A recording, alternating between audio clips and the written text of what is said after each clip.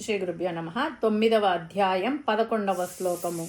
ఈ శ్లోకంలో భగవంతుని దివ్యత్వాన్ని గ్రహించలేని సాధారణ మనుషులు చేసే పొరపాటును పరమాత్మ వివరిస్తున్నాడు.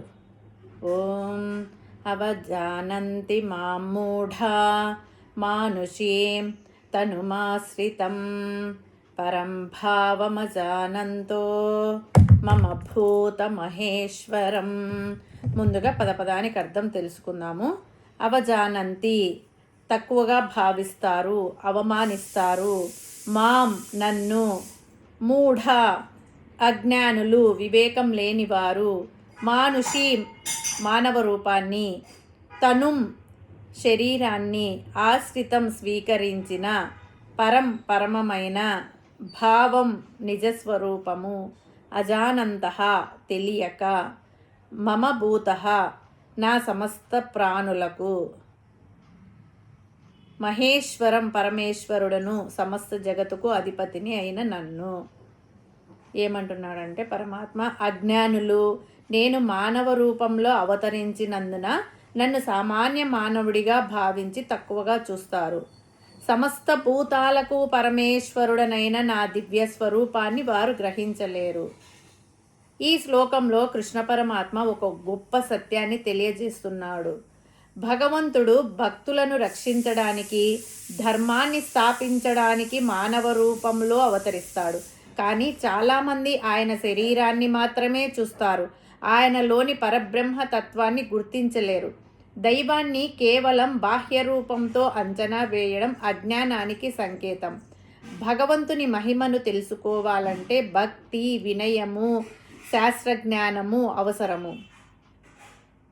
శిశుపాలుడు ఎల్లప్పుడూ శ్రీకృష్ణుణ్ణి సాధారణ మనిషిగా భావించి దూషించేవాడు.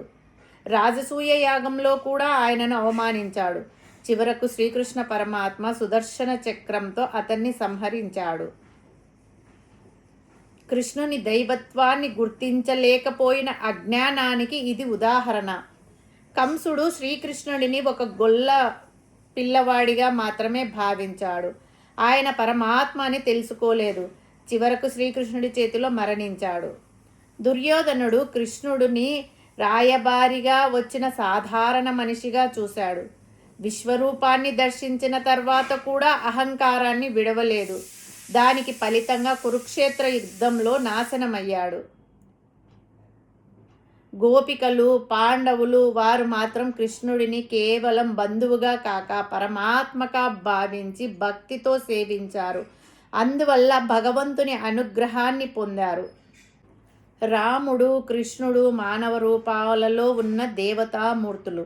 వారిలో ఉన్న మంచి లక్షణాలు అలవర్చుకోవాలే గాని రాముణ్ణి, కృష్ణుణ్ణి సామాన్య మానవులు వాళ్ళు ఏం చేశారు అని విమర్శించడం మూఢుల లక్షణం. మూఢులు అంటే తెలిసి తెలియని వారు. వారికి తెలియదు, ఒకరు చెబితే వినరు. వారి మూర్ఖత్వమే వారిది.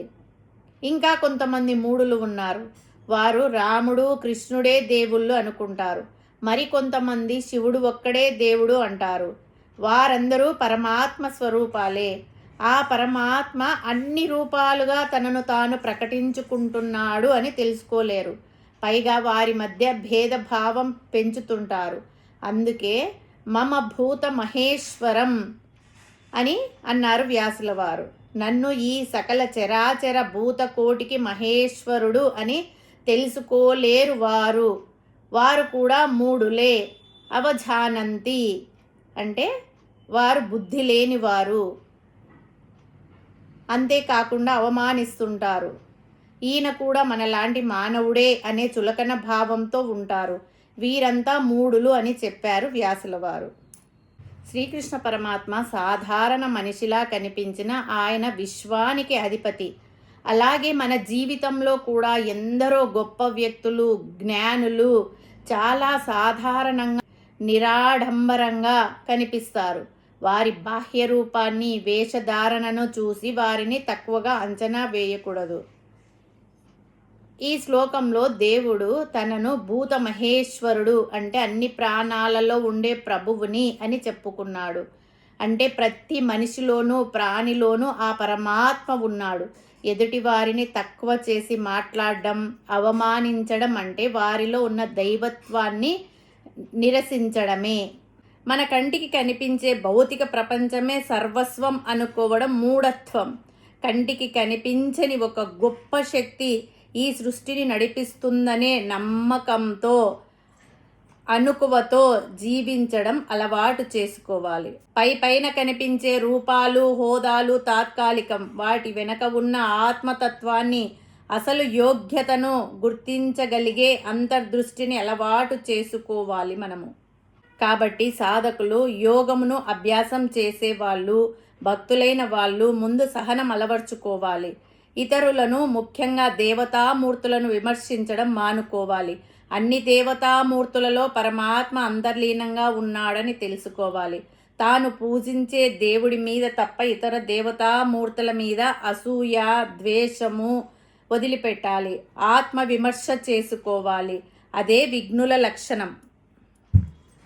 హరి ఓం తస్సత్.